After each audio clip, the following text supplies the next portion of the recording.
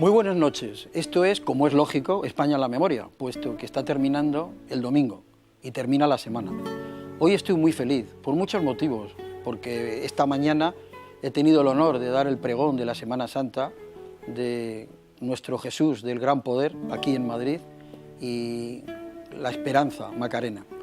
Ha sido maravilloso, pero estoy muy contento porque ustedes cada vez son más. El domingo pasado, con Millán Astray y la Legión, hemos batido récord de audiencia y ustedes cada vez son más cariñosos conmigo. Me lo demostraron cuando yo aparecí en la manifestación por la vida y con todos los correos que ustedes me han mandado y que me siguen mandando, y el programa principalmente va dedicado a la transición y con un personaje que yo creo que mejor es que veamos y escuchamos este primer corte que he preparado. No solo admitimos, sino que deseamos y queremos la reforma.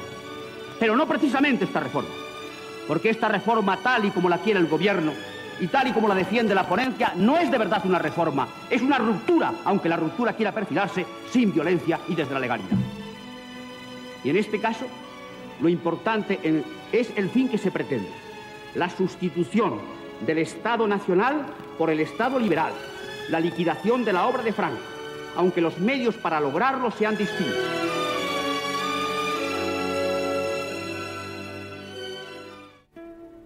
¿Quién me iba a decir a mí, en aquella segunda mitad de la década de los años 70 y comienzo de los 80, que yo iba a estar sentado en una mesa, en un programa de televisión, con don Blas Piñar? Buenas noches, don Blas. Buenas noches. Don Blas Piñar, político, notario y escritor. Además, notario, bueno, primeramente llegó a ser en Murcia y luego ha sido notario de mi pueblo, que es Madrid.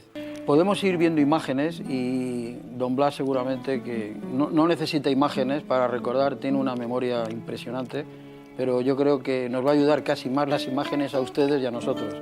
Bueno, y estaban desclavando ya había cambio de calles, ya había cambio de símbolos de una época, comenzaba otra, lo podemos ver aquí, y yo he preparado esto para ir hablando ya y calentando motores de lo que era la calle de aquella época y las cortes aquellas que usted debe de recordar perfectamente. Usted puede ir comentando lo que le plazca a don Blas. Bueno, pues creo yo que el tema de la transición es de plena actualidad. El fruto de la transición es lo que estamos viviendo ahora en España. ¿Una segunda transición, quizás? No creo que... Porque hay quien lo dice. Bueno, sí, se dicen muchas cosas en este momento porque hay una crítica permanente y constante, pero que hace referencia solamente a los efectos, pero no a las causas que han producido esta situación caótica actual, que podemos compendiarla con una frase que yo he repetido en algunas ocasiones. España ahora parece un manicomio en régimen de autogestión. Yo creo que hay que centrar la atención no sobre los efectos, que son bien palpables, están a la vista, sino sobre las causas que han motivado esos efectos. Porque si un médico no sabe cuál es la causa de la enfermedad, difícilmente podrá poner remedio a la misma. De forma que voy a preocuparme, sin olvidar los efectos de las causas que han producido esta dramática situación de la España en que ahora vivimos. Yo creo que hay que hacer una reflexión, hablando de las causas, sobre dos grandes magnicidios. Y hablo de magnicidios y no de homicidios, porque en este caso no se trataba de matar a un hombre, sino de matar lo que ese hombre significaba o representaba para que surja una modificación histórica radical. Me estoy refiriendo al asesinato, magnicidio de don José Calvo Sotelo el 13 de julio de 1936. Y me estoy refiriendo al asesinato de Luis Carrero Blanco, jefe del gobierno español, el día 20 de diciembre de 1973. El primer cambio radical histórico se quería producir con el asesinato, el magnicidio de don José Calvo Sotelo. El día rojo, según se acordó en un congreso internacional de los partidos comunistas, que entonces eran secciones del Partido Comunista Internacional, para el día 1 de agosto. El día 1 de agosto era el día rojo. Hubo un alzamiento militar que hubiera sido alzamiento militar, es decir, solamente había pretexto para una guerra civil, hasta que en la zona roja ese cambio radical histórico se produce a través de una lucha, un combate, un intento de liquidación del cristianismo en esta zona, con un martirologio ejemplar e innumerable, donde no hubo ni una sola apostasía, y además con lo que se ha llamado martirio de las cosas, 20.000 templos incendiados o profanados, y además imágenes, obras de arte religioso, y ya el colmo por lo significativo que es el fusilamiento del monumento al corazón de Jesús en el Cerro de los Ángeles, también dinamitado, cambió de nombre llamándose Cerro Rojo.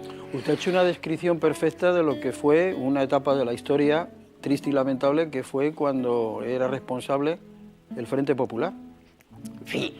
Si me va a permitir, yo es que para los más jóvenes siempre me gusta poner ejemplos. Don Blas acaba de hablar de un asesinato brutal, que era el jefe de la oposición, Calvo Sotelo. Para vosotros, para que lo entendáis, es como si ahora mismo la policía, que está para custodiar y para proteger al ciudadano español, que para eso la pagamos, pues resulta que van al domicilio de Rajoy y lo detienen, y él mismo asombrado le dice a su mujer: no te preocupes, que no pasa nada, voy a acompañar a estos señores que parece ser que quieren hacerme unas preguntas, tráeme la gabardina, por favor. Y entonces se va al coche con los policías, y en el camino, que él cree que le llevan a algún sitio, a una comisaría o a algún sitio, le pegan, el que va detrás se saca una pistola del cinto y le pega un tiro en la nuca. Lo asesinan en el mismo coche, y llegan y se van al cementerio de la Almudena de Madrid, y los despojos de Rajoy lo tiran en la puerta del cementerio. Más o menos es eso lo que pasó, ¿no? Así es, sí. Y hay una frase muy significativa también, cuando ha terminado un discurso muy brillante Calvo Sotelo, señalando la situación en que España se encontraba en aquel momento, la pasionaria se levanta y señalando dice: ese hombre ha hablado por última vez. Ahora vamos al segundo magnicidio, que es el Carrero Blanco. ¿Por qué se mata a Carrero Blanco? Se le mata por lo que representa y significa. Todavía no se ha aclarado ese magnicidio, ¿eh? ¿Cuál? Todavía no se ha aclarado del todo. Bueno, se sabe quiénes han sido los ejecutores materiales. Pero no los inductores o no los que sabían algo y callaron. Bueno, es muy significativo que la víspera del asesinato estuviesen en el despacho de Carrero Blanco, en la presidencia del gobierno, el famoso señor Kissinger, que fue uno de los animadores de la guerra del Vietnam y que además, por eso mismo parece que le dieron el Nobel de la Paz. ¿Me permite que ponga una pieza? Sí. Y seguimos comentando. Sí. Pues bueno, vamos ahora a poder ver y escuchar a usted, además en su plenitud. Esto que vamos a ver y vamos a escuchar fue una manifestación de Fuerza Nueva que hubo en el barrio de Salamanca de Madrid, y que era en base a pedir, a solicitar, porque era terrible lo que estaba sucediendo por aquel entonces. Era un día sí y otro también. Era el fin del terrorismo y la unidad de España. Lo vemos y lo escuchamos.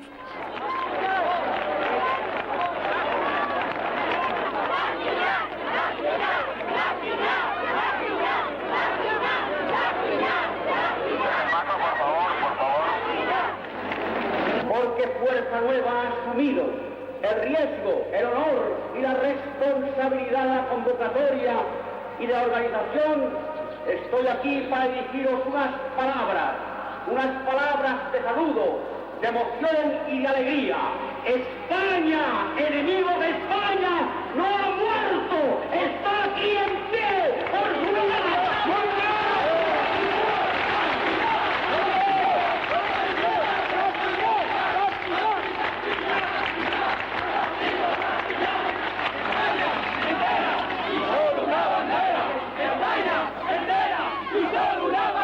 Que no olviden que si los combatientes por España quebrásemos por la traición interior.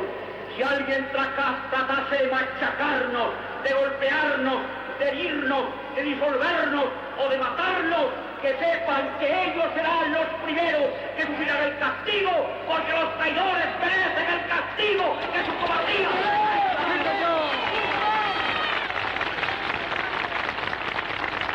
España unida jamás será vencida. España unida jamás será vencida. España unida jamás será vencida. Ahora se recomienda encarecidamente para ejemplo de toda España, para no parecernos a las hordas marxistas, que se dispersen todos en orden y con disciplina.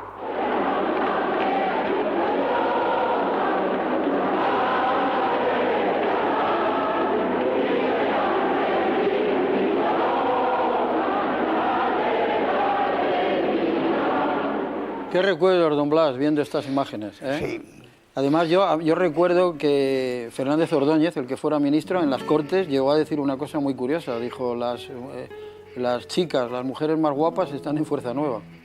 Llegó a decir él, que Pues fue sí, ministro con Felipe González. Tuvimos una juventud espléndida, multitudinaria. Estábamos en la calle y precisamente porque nuestros actos tenían un apoyo multitudinario en la calle, naturalmente los que iban a producir la transición quisieron eliminarlos. Fuertenueva sufrió una persecución terrible que yo, cuando ahora repaso de vez en cuando los 5 libros que tengo publicados sobre la transición política, sobre los cuales ha habido un muro de silencio absoluto, ¿verdad? Como el que ahora está sufriendo, por ejemplo, Alternativa Española, un partido en el que yo ahora, aunque por razón de mi edad poco puedo hacer, milito, hasta el punto, vamos, por una anécdota, ha habido ahora, como saben, quizá lo que me están escuchando o no saben, ha habido una exposición totalmente blasfema en la Universidad de Granada, en la que la Virgen aparece como prostituta, Jesucristo aparece como homosexual, aparece una pareja relacionándose como se relacionan las parejas en un burdel, e incluso como un burdel representado en el templo. Bueno, pues ha sido Alternativa Española que ha conseguido, pidiendo incluso la dimisión del rector de la universidad, que esa exposición, gracias a Dios, haya sido clausurada. Es más, que estos vídeos, que yo confieso que no había visto y que no conocía que existieran, pues me ha hecho rememorar y recordar aquellos tiempos en que estábamos luchando por Dios, por España y por la justicia, y yo sigo luchando por esos ideales. Hicimos manifestaciones contra el terrorismo, no solamente en Madrid, sino en toda España. Hicimos manifestaciones contra el aborto, del cual podremos hablar después, si le parece a Alfonso que es oportuno. Y finalmente hicimos unas manifestaciones que llamamos por el Día de la Patria Española, para replicar a la berrieguna del nacionalismo separatista vasco. Y todas estas manifestaciones tuvieron una presencia realmente multitudinaria, profundamente emotiva, y por consiguiente los pasajes que hemos visto hace un momento, al recordarlos yo he sentido una profunda emoción. Bueno, ¿y lo de la unidad de España, qué me dices? Bueno, la unidad de España está corriendo un gravísimo peligro.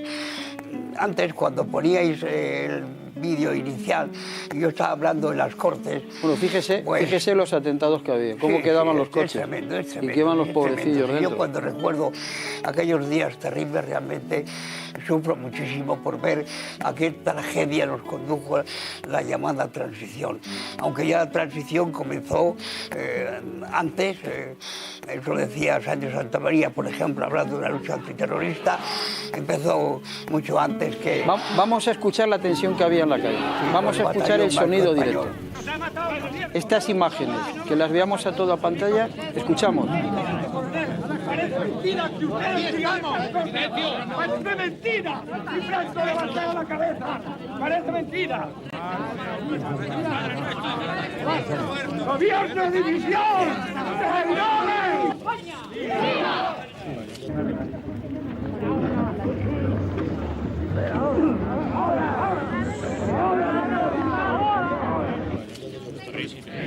Señor, dales el descanso eterno y brilla para ellos la luz eterna. Amén. Por tu misericordia.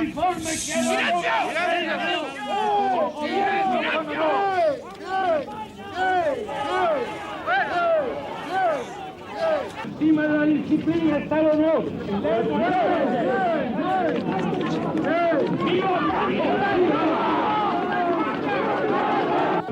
¡Gobierno de división! ¡Gobierno de división!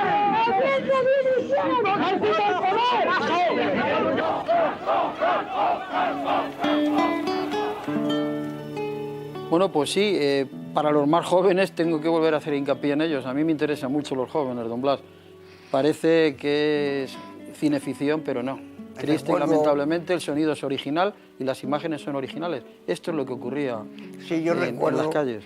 Ese día precisamente porque se ocultó cuando iba a producirse la salida de los cadáveres de los que habían asesinado. Yo acudí a ese acto porque tuve noticias de la hora en que iba a producirse. Salieron por la puerta de detrás del hospital donde se encontraban para que no llamara la atención a una hora desusada. Vi a militares, algunos tenientes generales con una cara compungida a ver aquel espectáculo realmente doloroso y lamentable. Y luego los incidentes que allí el incidente, mejor dicho, que allí se produjo, en que intervino Gutiérrez Mellado y el capitán de navío, que en el momento está diciendo que por encima de la disciplina estaba el honor, era precisamente mi consuelo, el que conocí muchos años después, ¿verdad?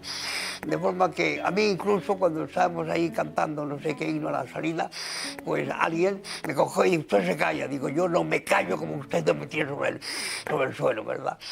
Y bueno, fue muy desagradable y nos dimos cuenta... Me permite, don Blas, porque sí, claro, aquí los seguidores de España en la Memoria son muy inteligentes y entonces están diciendo, bueno, el señor Arteseros no toca también lo que sucedía del otro lado. También hubo terrorismo brutal del otro lado, no tanto como del otro, y el terrorismo nacionalista, pero también hubo, y podemos ir viendo imágenes de unos hechos terribles también y lamentables que fueron los asesinatos de los abogados laboralistas de Atocha, que fue en enero de 1977. Bien, vamos a ver, con respecto a lo que se llamó matanzas de Atocha, yo quiero decir lo siguiente, porque es un tema que me hizo sufrir muchísimo, porque se desarrolló una campaña, no solamente contra Fuerza Nueva, la que se llamaba Sindicato del Crimen, Escuela de Terrorismo, la ETA Azul, el general Sánchez Santa María, que luego dijo que se había equivocado de bando, llegó a equipararnos con Guerra y Batasuna.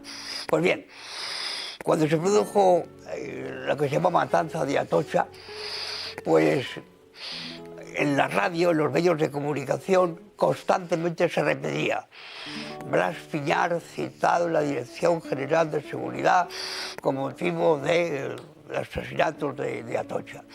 Esa nota la había facilitado un organismo oficial que creo que se llamaba Oficina Coordinadora de la Información, que debía depender del Ministerio X. Lo cierto es que estando yo en mi despacho como notario, me llama el señor Martín Villa, al que yo conocía hace tiempo, porque había sido el mandamás del SEU, ¿verdad? Y era un hombre que estaba incorporado al régimen. Me llama por teléfono y me dice: oye, que estoy oyendo en la radio y que no dicen que tú estás citado al General de Seguridad. Ponte en contacto con el director general de Seguridad. Bien, yo no sé si Martín Villa, al darse cuenta de que esa noticia había salido del ministerio o de un ministerio, me llamó con un poco de remordimiento de conciencia. Yo llamé al General de Seguridad. Me dijo: pues no está don Mariano Nicolás, que había sido jefe de policía del movimiento y gobernador civil en la época de Franco de no sé cuántos sitios. Últimamente lo fue de Madrid, al que yo conocía muy poco. Una vez, me acuerdo que profesionalmente tuve que autorizar una escritura que tenía que firmar, pero yo no tenía ninguna relación con él. Bien. Entonces me dijo: no está, y me dice: si no está el director de seguridad, yo antes de media hora me presentaré allí. Usted siga, pero voy a pedir que pongan imágenes, porque sí, es importante esto. Bien. Me dice: bueno, pues yo voy a ir allí a la Dirección General de Seguridad, no para hacer declaraciones, sino a pedir aclaraciones. Llego allí, me dice: en la Dirección General de Seguridad, en ningún departamento le han citado usted para nada. Y bueno, pero como sigue la radio, la televisión, la prensa, sí, que lo diciendo que todo. Yo, en fin, vamos, soy citado, su silencio da la impresión de que efectivamente estaba citado. Bien, cuando yo llegué allí... Mire, perdóneme, don Blas, en ese helicóptero tengo entendido que iba el rey. Bueno, yo no lo sé tengo porque entendido que verdaderamente fue una manifestación, fue un entierro multitudinario, y creo que el rey quiso verlo desde el aire, y parece ser que eso es lo que le motivó al rey a hablar con Adolfo Suárez y decirle que había que intentar ver la posibilidad de legalizar el Partido Comunista. No sé si lo habrá oído usted. Sí, lo he oído. Prosiga, estaba usted que se encontró que no había, esto es muy importante, que no había búsqueda y captura contra usted, vamos, o sea, que no tenía que declarar. Verá, es que esto es muy importante. La campaña de prensa fue brutal. Sí. Cuando el PP, por ejemplo, se alarmaba, ¿verdad?, y se indignaba porque él llamaba asesino, llamarle, en esa conferencia que iba a dar allí en Asturias, bueno, a mí no es que me han llamado asesino, es que lo han puesto en carteles por las calles, ¿verdad? Bueno, bien, a mí Mariano Nicolás me recibe, estuvo ciertamente muy atento conmigo, me dijo que su mujer, en fin, que no le había prohibido ir a los actos de Fuerza Nueva, pero hacía grabar los discursos que yo pronunciaba. Me dice lo siguiente: ha habido una rueda de prensa aquí en la Dirección General de Seguridad, que el señor Juan José Rosón ha insinuado que usted era el que había organizado las matanzas de Atocha. Bueno, ¿y qué pruebas ha aportado? Porque yo la verdad es que no sabía ni que existía un despacho de laboralistas. Bueno, he oído decir que después de esta manifestación o de otra iban a asaltar mi despacho como notario, cosa que no ocurrió afortunadamente. Martínez Campos, por alguien con sentido común debe intervenir para que no se produjese. Bueno, si alguien tiene la curiosidad de leer este libro, que digo, está rodeado de una moneda de silencio. Bueno, y luego, retomando lo que usted está comentando, luego le volvió a pasar algo parecido también, y le quisieron colgar el San Benito del 23F. Bueno, usted sí, allí en el Parlamento era de los pocos que no sabían nada y no tenía ni idea. Yo no tenía la menor idea. Porque usted no estaba en ese gobierno que Alfonso Armada. Bueno, mire usted, pero bueno, hay una cosa muy importante, ya que sacas lo del 23F. Cuando el general Armada se presenta con su lista de gobierno y los nombres de los ministros, yo entiendo que contaría con el consentimiento de los ministros. ¿Y quién eran los ministros? Pues los partidos del sistema, desde el Partido Comunista, ¿verdad?, hasta Alianza Popular. Esto es creo que es un argumento que hasta periodistas había, estaba Ansón, de ministro de la Comunicación estaba Ansón también, en esa lista. Yo sé que conseguí ver la lista, verla. Sí. Pero vamos viendo imágenes de otra cola, aunque sigamos hablando. Me he permitido hacer una cola, una base. Pues imagínese, se le ve, porque va en el tiempo, que va también envejeciendo como usted y como yo, que es Su Majestad el Rey. Entonces, Su Majestad el Rey pues ha tenido protagonismo fundamental en muchos hechos que han ido configurando todo este periodo y esta etapa en lo que usted también, en lo que le corresponde, fue protagonista. Su Majestad el Rey. Bueno, mire, yo cuando me hago un esquema, ¿verdad?, de por qué se produjo la transición, es decir, el pacto entre lo que llamamos católicos liberales y los agnósticos y ateos, ¿verdad? Esto lo he visto en un trabajo de esto que se ha publicado o se ha hecho público recientemente. Bien, pues la corona, naturalmente, recae sobre la persona del actual rey. Bien, que fue antes príncipe. Cuando juró como príncipe, dijo que la monarquía de la que él iba a ser, como ha sido jefe del Estado, era la monarquía del movimiento nacional. Y cuando hizo el mensaje de la corona el 22 de noviembre de 1975 en las Cortes, volvió a recordar la figura de Franco y que su comportamiento y su lealtad a lo que él significaba iba a conducirle en el futuro, ¿verdad? Bueno, y naturalmente, claro, que mantendría los principios del movimiento y todas sus leyes fundamentales. Mire, cuando se hizo la transición, el engaño fue tan tremendo que se emplearon para conseguirlo no palabras amenazadoras, sino palabras muy sugestivas, como reconciliación y como reforma. La reconciliación lleva escondida otra cosa, que era la revancha. Y la reforma escondía la ruptura. Es lo que estamos ahora viviendo a través de la memoria histórica, a través de la educación para la ciudadanía, que trata de cambiar ideológica y moralmente a los españoles, y lo ha conseguido. No se queman iglesias, pero las iglesias han sido refugio de miembros del Partido Comunista que colaboraban con la Hermandad de Operación Católica, cuyo último presidente, el último presidente, era un comisario del Ejército Rojo del Partido Comunista. De forma que esto es muy importante porque hay una vertiente eclesial en la transición, una vertiente militar y una vertiente puramente política, ¿verdad? Bueno, si quieres preguntarme algo, pregunta. Vamos a ver un corte que he preparado con el invitado que tenemos aquí esta noche, don Blas Piñar. Esto fue en la Plaza de Oriente y fue en el 4º aniversario de la muerte del anterior jefe del Estado, el general Franco. Lo vemos y lo escuchamos.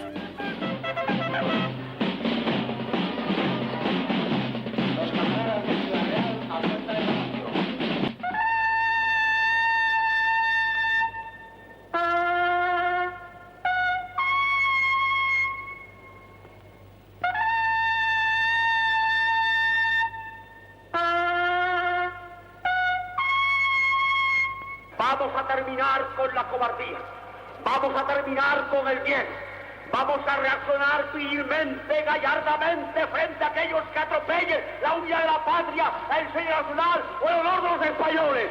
Yo voy a atreverme hoy aquí a daros esa voz de mando. Adelante, españoles, sin miedo a nada ni a nadie, por la fe y por la patria, las banderas en alto.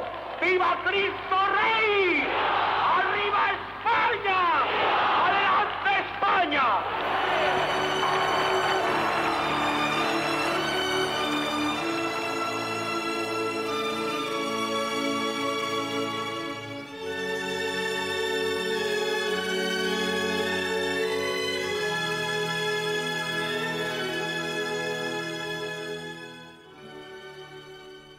Es increíble la cantidad de seguidores que tenía usted. Usted consiguió cerca de 400.000 votos y consiguió un escaño, mientras que en el País Vasco, con muchos menos votos, consiguieron 7 escaños.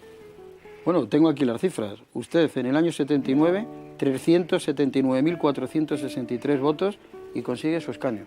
Además, en una etapa cargada de historia. Usted vivió el 23F y vivió cantidad de cosas. Y además con un lema, que era España en tus manos. Y en cambio otros pues conseguían con mucho menos votos 7 escaños. Eso es que la ley electoral no ha estado bien hecha, ¿no? Sí. Pues sigue estando mal hecha. Mire, una vez di una conferencia en nuestra aula de Fuerza Nueva, un ruso que era catedrático de literatura eslava aquí en Madrid, un gran amigo, hombre brillante, que nos dijo, miren, las democracias son muy distintas en función de la ley electoral. Por ejemplo, en Francia, el señor Le Pen, que solamente tuvo, creo que en una ocasión, un diputado o una diputada en el Parlamento francés, tenía, me parece que 11 diputados en el Parlamento de Estrasburgo. Que naturalmente que el electorado que le votaba a él era el mismo, ¿verdad?, que el que votaba para el Usted va hablando, pero podemos ir viendo imágenes. Yo he preparado ahora el juego ese de imágenes. Sí. Son imágenes que la gente tiene que recordar y que está en su memoria. Son imágenes de disturbios que había en todos los rincones de España. La gente salía a la calle alborotada y eran pues los disturbios callejeros. Perdone, siga usted. Sí, no, antes, para finalizar el tema de Matanza de Atocha, quiero decirle que al final, cuando fue la vista oral, yo ni siquiera fue citado a la misma. Eso quiere decir que fue una campaña tratando de ilegalizar la Fuerza Nueva como si fuese un grupo terrorista. Bueno, yo lo que pienso es que muchos de los asistentes a esos actos multitudinarios todavía vivirán, y supongo que su presencia allí era dar testimonio público, valiente y de alguna forma arriesgado de su adhesión a la obra gigantesca que se hizo en España. La frase gigantesca no es mía, sino que es el señor Fraga Iribarne, a pesar de que el que afirmó su fidelidad el 18 de de julio, dijo que había que hacer una reforma del orden constitucional. Y se hizo, porque el señor Frank Ibáñez fue uno de los coautores de la Constitución.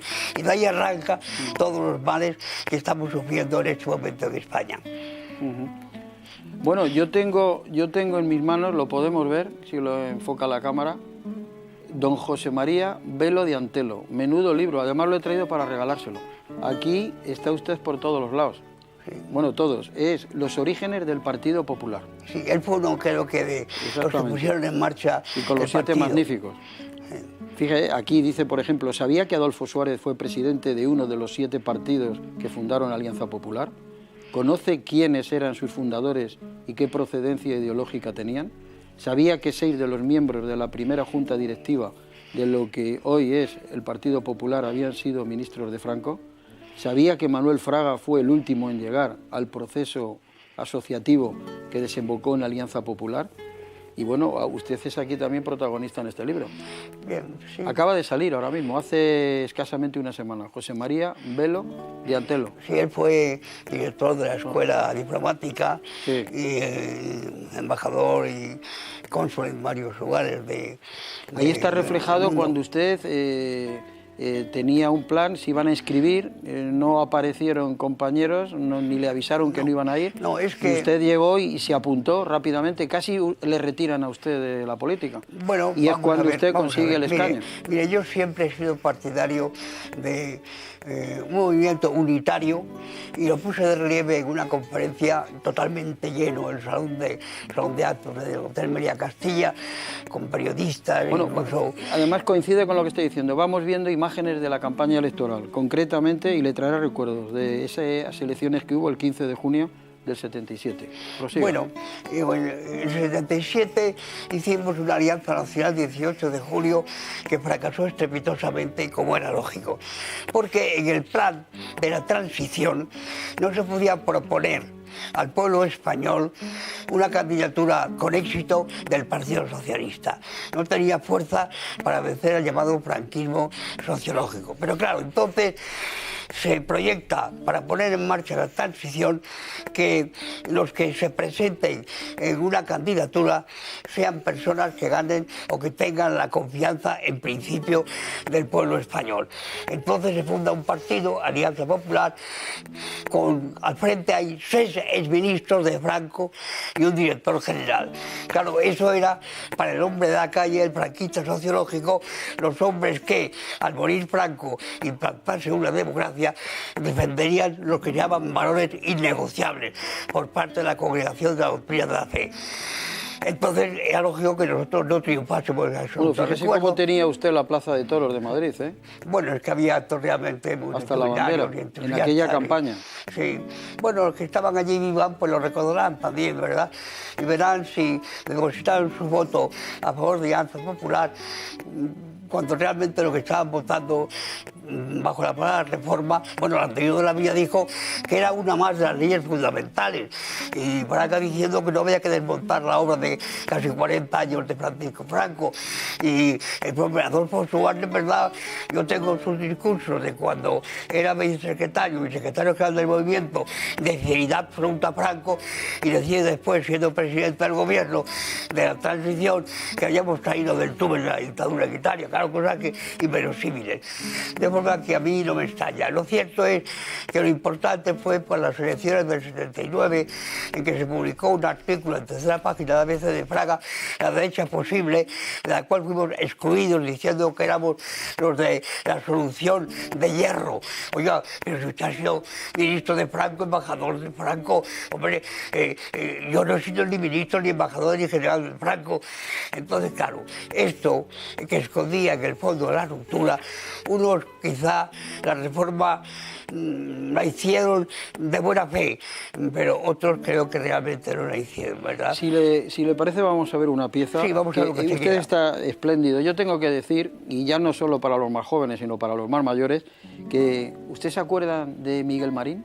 Miguel Marín, cuando está en las hemerotecas, Miguel Marín, presidente de las Cortes del Partido Socialista, cuando dejó las Cortes le hicieron una entrevista, creo recordar que era para El País, y le preguntaron y él respondió, y dijo que para él, el diputado, el político más de lujo, más impecable en sus intervenciones en el Congreso desde la muerte de Franco, había sido Blas Piñar. También algo parecido dijo Julián Guita. O sea, Julián Guita dijo que era el más, con más calidad oratoria, el orador más importante que había tenido el Congreso. Y así, aunque las ideologías sean distintas, así lo consideran muchos. Y de este corte que vamos a ver a continuación, sé de buena tinta que cuando terminó su intervención, que fue el 25 de febrero del 81, en la investidura de Calvo Sotelo, Adolfo Suárez le pegó tres abrazos a don Blas Piñar y le dijo: has estado magnífico, con un par, más o menos. 6 puntos suspensivos. Muy bien, lo vemos y lo escuchamos, don Blas Piñar en las Cortes Españolas.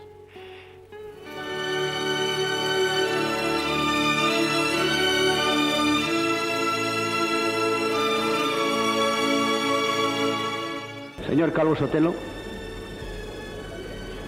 no vea en mis palabras en absoluto ninguna actitud de hostilidad. Tengo para su ilustre apellido, tan entrañablemente vinculado a la historia última y dolorosa de España, respeto, simpatía y admiración.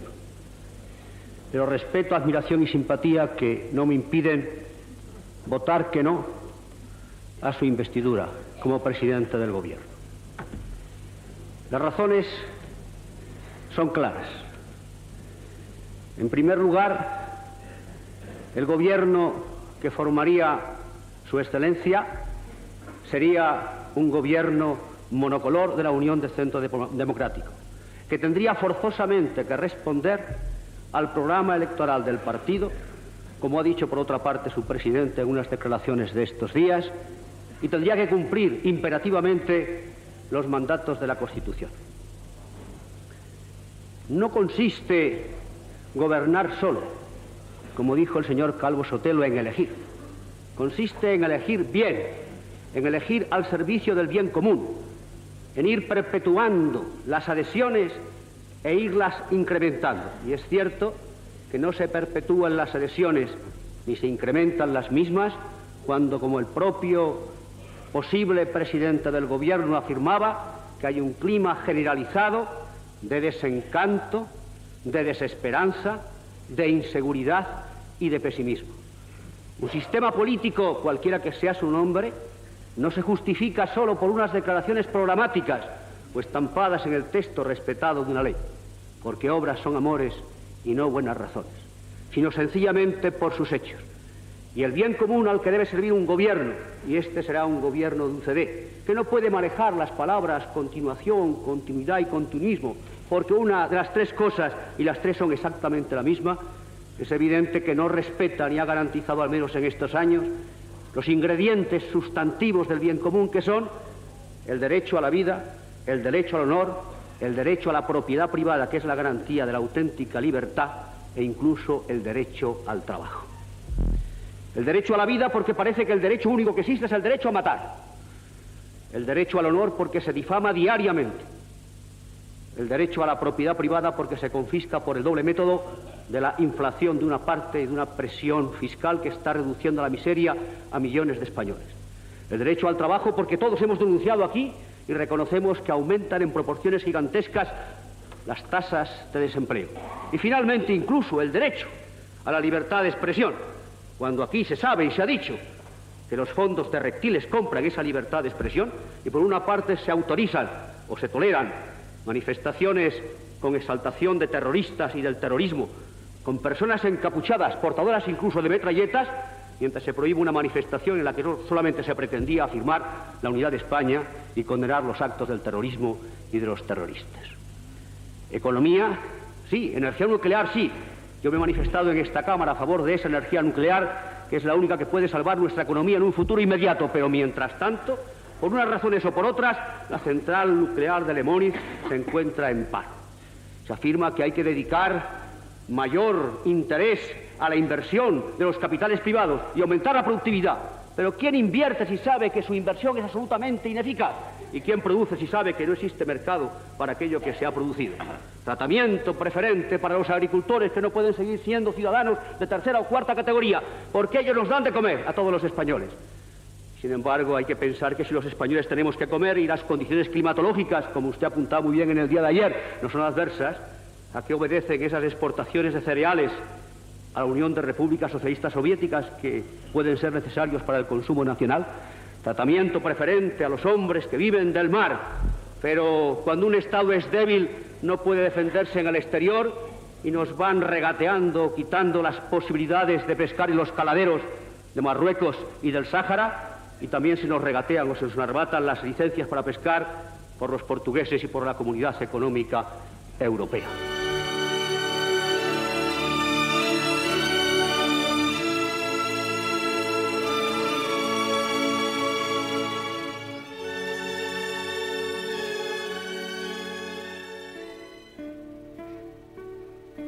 Bueno, pues sí, esto no es ningún espejismo, esto es realidad, esto ni ficción, esto se produjo en las Cortes hace ya muchos años y parece que es una intervención de don Blas Piñar en las Cortes de ahora. Es prácticamente todo de rabiosa, triste y lamentablemente actualidad. Pero ha aumentado en este momento, ha aumentado. Yo no podía prever que llegaríamos a estos límites, porque lo que está consiguiendo es descristianizar al pueblo español, poner en grave peligro la unidad política e histórica de España y cambiar ideológica y moralmente a los españoles sobre tres pilares, que son el perjurio a todos los niveles, ya sabe quien me escucha lo que quiero decir, por la mentira. Hay que ver las manifestaciones, que la palabra la usó una manifestación por vez primera ante la IVA española, embustero, embustero, embustero, o sea, la mentira.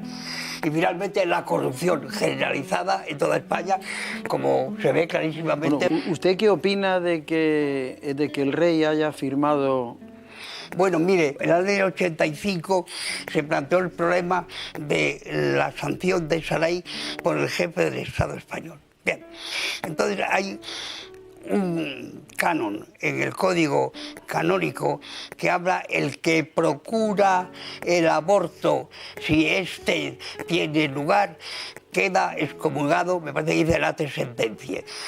¿Qué alcance tenía el que procura? Sí, pero la Iglesia hace distinciones de clases y de personas. Bien, por eso, pero las distinciones parten de la ambigüedad. Cuando una palabra es ambigua, caben muchas lecturas y muchas interpretaciones. Claro. ¿Quién es el que procura el aborto? Entonces hay que ir a la decisión de la lengua para ver lo que quiere decir la palabra procurar.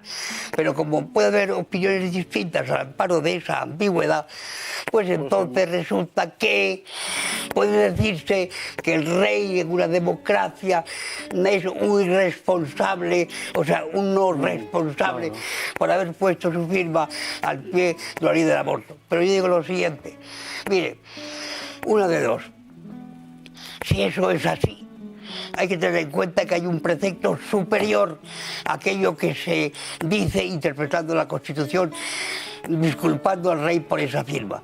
Y es que hay un precepto que es verdad revelada, hay que obedecer a Dios antes que a los hombres. Y la Constitución es una obra de hombre, está claro. Muy bien, vamos a ir viendo imágenes que a usted le va a traer muchos recuerdos, porque cuando usted, la apertura de esas Cortes, que usted fue diputado, y estaban enemigos políticos a rabiar, o sea, lo tendrá que recordar. Era la primera vez que entraba en las Cortes Santiago Carrillo, la Pasionaria, Rafael Alberti, Blas Piñar, o sea, es que estaban todos ahí.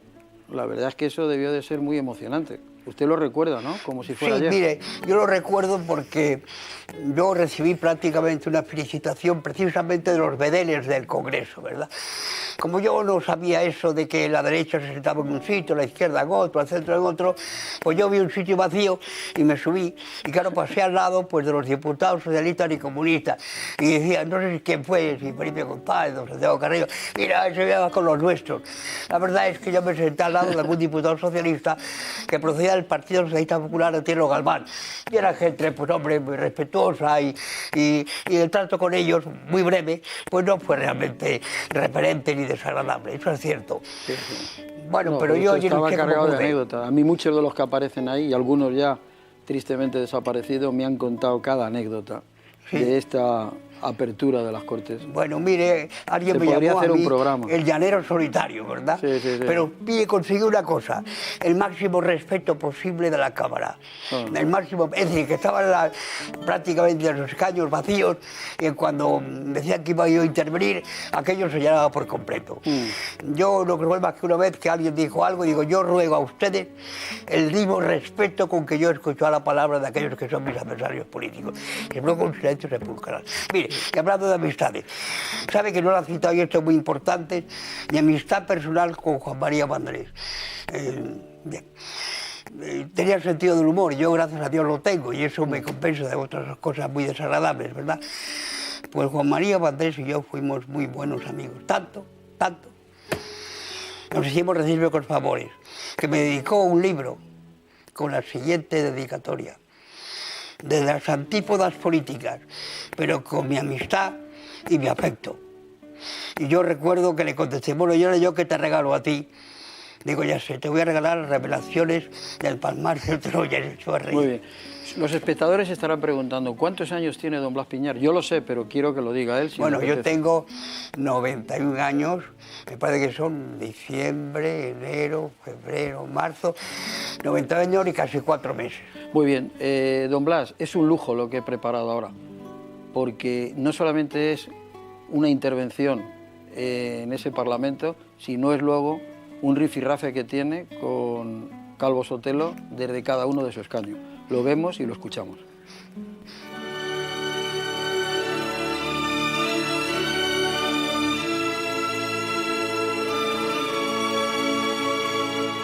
Se ha hablado de las autonomías y, señor Calvo Sotelo, usted creo que parte de un error lógico, porque usted es un defensor del texto constitucional. Y en la Constitución, entre otras contradicciones, hay una evidente: el mantener el principio de la unidad indivisible de España y el principio de las nacionalidades. Y como la posibilidad de equilibrar nación con nacionalidades no existe, resulta que en este momento los poderes públicos de los entes autonómicos, en muchos casos y circunstancias, no hacen la exaltación de una nacionalidad dentro de esa nación única e indivisible, sino, como se ha dicho, de la propia personalidad nacional de lo que entendíamos que era tan solo una región española. Cuando los poderes públicos son poderes del Estado en las comunidades autónomas, todavía la tesis es admisible. Pero cuando esos poderes públicos en la comunidad autónoma se ponen al servicio de un ente nacional para construir su propio Estado, estamos, como estaba apuntando muy bien ayer el señor Calvo Sotelo, ante la autodestrucción del Estado nacional.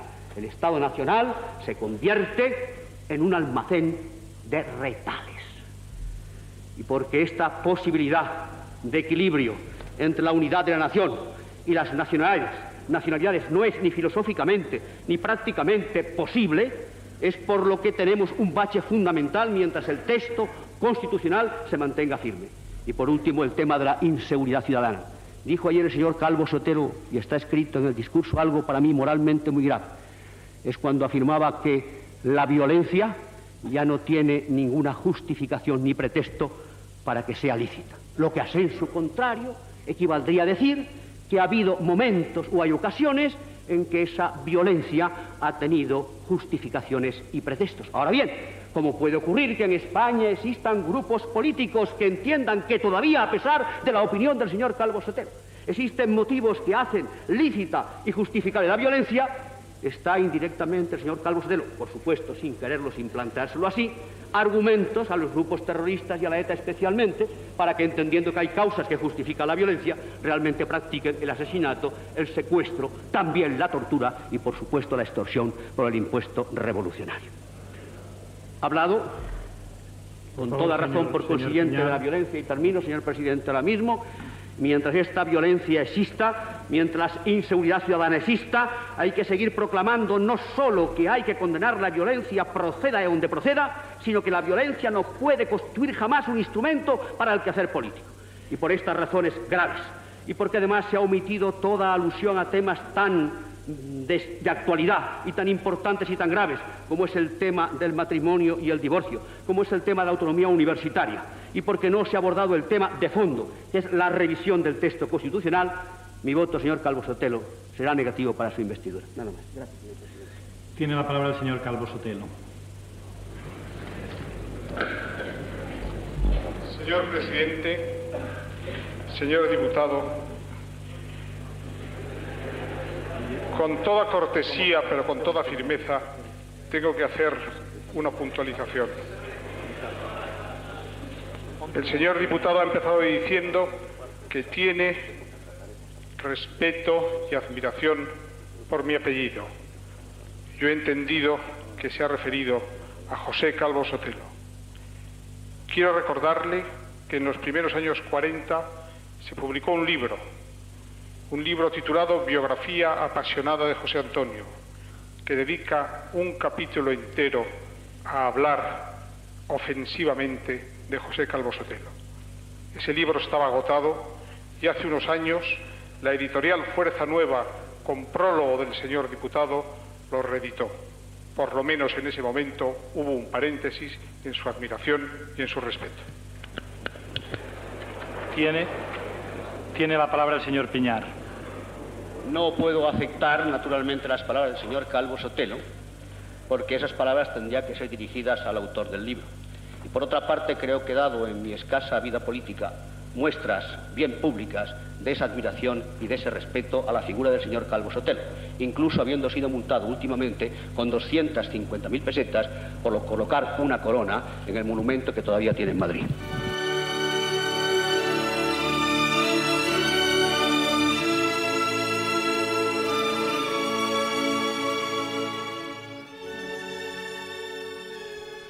Todo un lujo haber escuchado la intervención en aquella época de don Blas Piñar, y todo un lujo, don Blas, de haber estado aquí esta noche. Yo, antes de nada, no sé que se me olvide, le voy a hacer un pequeño obsequio en nombre del programa. Y muchas gracias. A la antigua relojería en Madrid, que en la calle de la Sal. Que esa brújula oriente por el buen camino. Pues muchas gracias, don Blas. A ustedes, ¿qué les voy a decir? Que muchísimas gracias. Y ya para despedirme les voy a decir algo. Dentro de todo el cariño y de todos los que me mandan correos y tal, fíjense qué estúpidos. Hay quien dice que yo soy rojo y otros dicen que yo soy facha. Y yo creo que todo depende del lugar desde donde se mire. Fíjense ustedes, ustedes están ahí y ustedes en realidad me están viendo a la izquierda, de izquierdas.